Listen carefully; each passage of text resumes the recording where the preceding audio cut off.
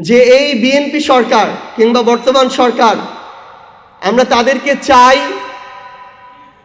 তারা তাদের জায়গা থেকে যেন আমাদের কাঙ্ক্ষিত বাংলাদেশ গড়ার নেতৃত্বটা, যার সবচেয়ে ক্রুশিয়াল সময় আগামী 5 বছর, তারা যেহেতু সরকারে আছে, তারা যেন এই নেতৃত্বটা নেয়, নেতৃত্বটা দেয়।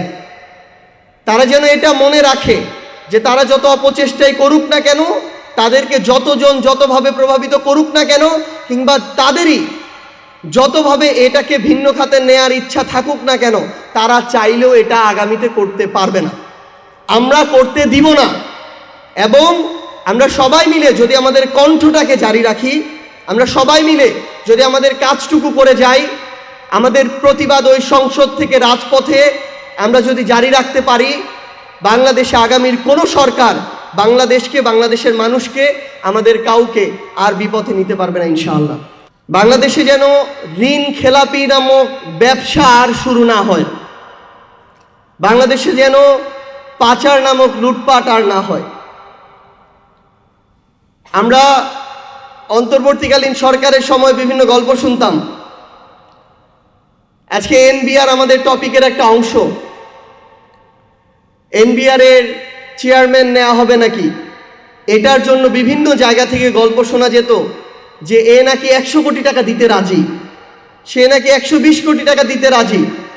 কেউ বলছে 150 কোটি হলেও সমস্যা নাই, আমরা দিব, কিন্তু আমাদের যদি কোনোভাবে ওইখানে চেয়ারম্যানটা বসে। এখন যখন চেয়ারম্যান কে বসবে তার প্রোফাইল সম্পর্কে ওই দায়িত্বশীলরা জিজ্ঞাসা করে, তখন যিনি ওই চেয়ারম্যানের সুপারিশ করেন তিনি আবার বলেন ওই চেয়ারম্যান নাকি শতভাগ সৎ। যেই লোকটা 100 কোটি টাকা দিয়ে এনবিআর এর চেয়ারম্যান হইতে চায়, সেই লোকটা কিভাবে শতভাগ সৎ হইতে পারে?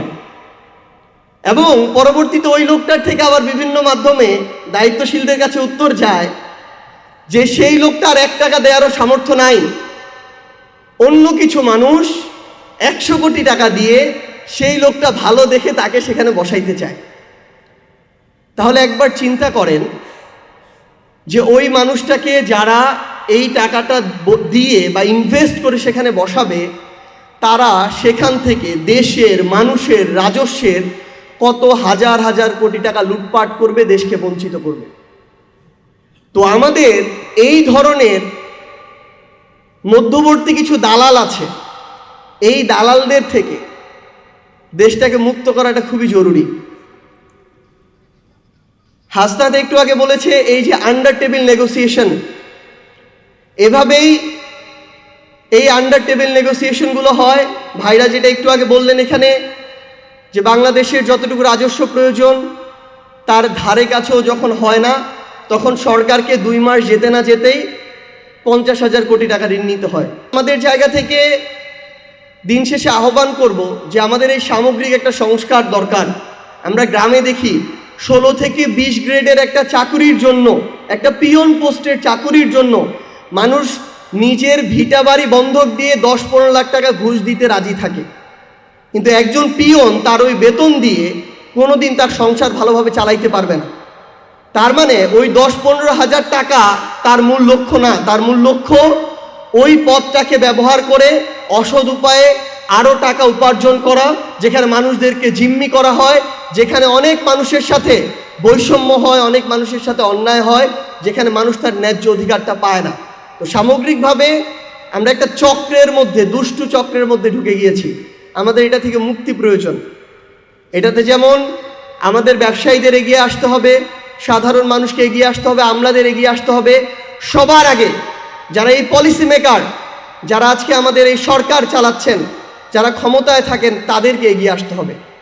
আপনাদের যদি সদিচ্ছা থাকে, আমরা বিশ্বাস করি আমরা প্রত্যেকেই আপনাদেরকে সহযোগিতা করার জন্য প্রস্তুত আছি।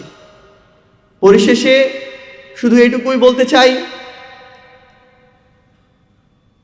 যে এই বিএনপি সরকার কিংবা বর্তমান সরকার, আমরা তাদেরকে চাই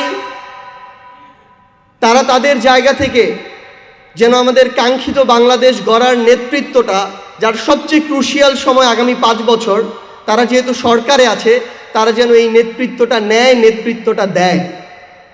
তারা যেন এটা মনে রাখে যে তারা যত অপচেষ্টাই করুক না কেন, তাদেরকে যতজন যতভাবে প্রভাবিত করুক না কেন, কিংবা তাদেরই যতভাবে এটাকে ভিন্ন খাতে নেয়ার ইচ্ছা থাকুক না কেন, তারা চাইলেও এটা আগামীতে করতে পারবে না, আমরা করতে দিব না।